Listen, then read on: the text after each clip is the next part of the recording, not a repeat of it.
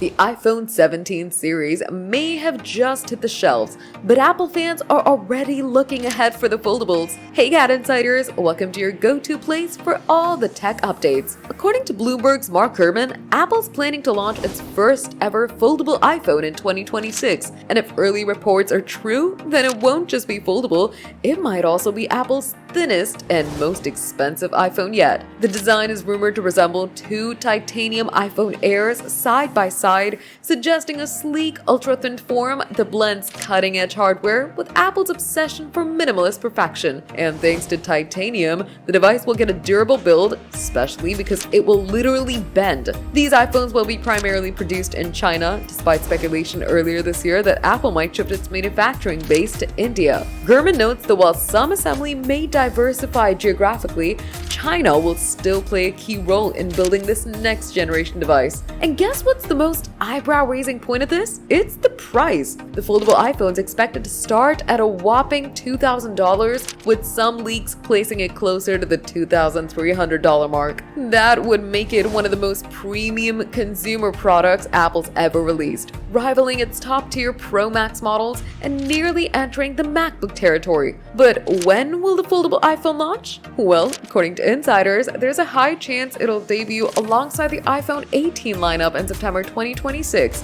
with actual availability possibly sliding to October or November, similar to the late release of the iPhone X in 2017. Are you excited to see what the foldable iPhone's gonna unfold? Let us know in the comments. And if you liked the video, give it a thumbs up, subscribe to GadInsider, and don't forget to hit the bell icon so you never miss any tech update.